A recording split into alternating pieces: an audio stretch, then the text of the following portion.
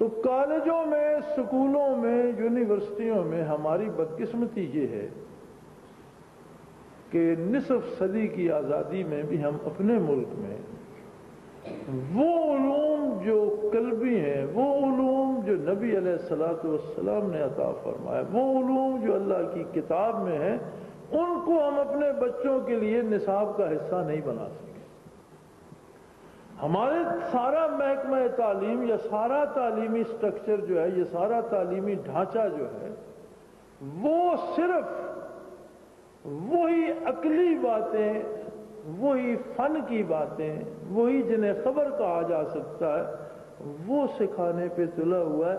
اور پھر شکایت یہ ہوتی ہے کہ شاگرد استاد کا احترام نہیں کرتے، کالج میں ہڑتال کر دیتے ہیں جی، استادوں کو مارتے ہیں، کھڑکیاں توڑ دیتے ہیں، فرنیچر توڑ دیتے ہیں، پرنسپل کی بے عزتی کر دی، لڑکیوں کو چھیڑتے ہیں جی، بسوں کو توڑ دیتے ہیں، گاڑیوں کو جلا دیتے ہیں، بازار میں یہ جی سارا طالب علم کر دیں۔ لیکن شکایت کرنے والا معاشرہ یہ نہیں سوچتا کہ ان نو نہالوں کو تم سجائے ہوئے جانور سے زیادہ کچھ بنا بھی تو نہیں رہے۔ جانور ہے، اگر کسی وقت اس کی رسی نکل گئی یا وہ اپنے اس میں آ گیا مستی میں تو وہ کرے گا۔ تم نے انہیں انسان بنانے کی کوشش ہی کتنی کی، انہیں انسانی علوم کے ذخیرے کے قریب کب جانے دیا، انہیں اللہ و اللہ کے رسول کی بات سکھائی کب، کہ ان کے دلوں میں نور ایمان کی قندیل جلائی کب، تم انہیں اللہ کا دین بھی سکھاتے، اللہ کا نور بھی ان تک پہنچاتے، ان کو ان کے نبی کے ارشادات سکھاتے۔ ارے کچھ نہیں کر سکتے تھے تو صرف عربی زبان ہی سکھا دیتے۔ جہاں انگریزی ضروری ہے سیکھنا، جہاں اردو ضروری ہے سیکھنا، وہاں عربی کو بھی کمپلسری اور ضروری کر دیتے۔ جو بچہ اردو پڑھتا ہے اردو کے سارے شاعر و ادیب پڑھ جاتا ہے، جو بچہ انگریزی ادب پڑھتا ہے سارے ادیب اور سارے فلاسفر پڑھ جاتا ہے انگریزی کے۔ جس بچے کو آپ عربی سکھا دیتے، کیا وہ محمد الرسول صلی اللہ علیہ وسلم کو نہ پڑھتا، آپ کے ارشادات نہ پڑھتا، اللہ کی کتاب نہ پڑھتا، مسلمان کا بیٹا تھا، کچھ تو اسے اللہ توفیق دیتا۔ لیکن جب ہم نے خود اپنے آپ کو بھی، اپنی اولاد کو بھی، اپنی آنے والی نسل کو بھی اس نور سے بیگانہ کر رکھا ہے تو سدھرنے کی بات کہاں ہوگی؟ اس لیے علم بڑی دولت ہے، لیکن یہ جانچنے کے بعد کہ علم حقیقتاً ہے کیا۔ سب سے بنیادی اور ضروری بات یہ ہے کہ مومن سب سے پہلے اس کلمے کو جانتا ہو جو وہ پڑھتا ہے۔ مجھے بڑے افسوس سے کہنا پڑتا ہے کہ ہم کلمہ طیبہ کو اتنا بھی نہیں جانتے جتنا ابو جہل سمجھتا تھا۔ ابی جہل ایک دن بڑا پریشان بیٹھا تھا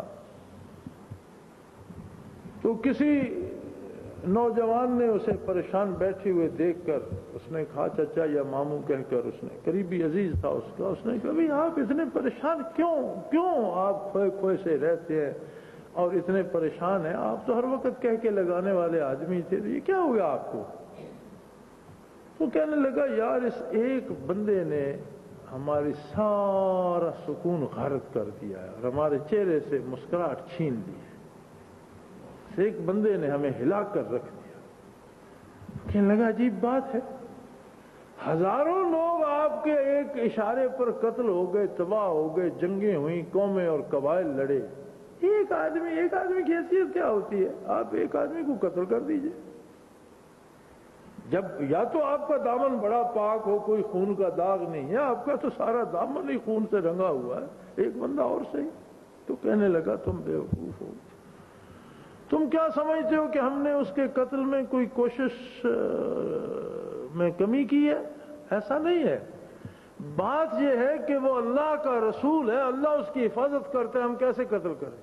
تو وہ لڑکا بڑا حیران، کہنے لگا تو تم جانتے ہو وہ اللہ کا رسول ہے، یہ تمہیں خبر ہے؟ اس نے کہا ہاں مجھے پتا ہے۔ کہنے لگا پھر جو کلمہ وہ کہتے ہیں وہ پڑھ لو، پھر اس میں جب تم خود جانتے ہو، گواہی دے رہے ہو۔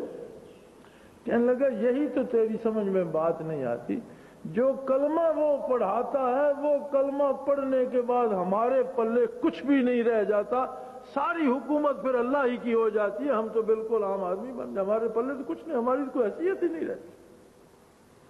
ہم تو اپنی مرضی سے نہ سوچ سکتے ہیں، نہ اپنی مرضی سے کوئی فیصلہ کر سکتے ہیں، نہ اپنی مرضی سے کھا پی سکتے، نہ اپنی مرضی سے خرید و فروخت کر سکتے، نہ اپنی مرضی سے کسی سے دوستی و دشمنی کر سکتے۔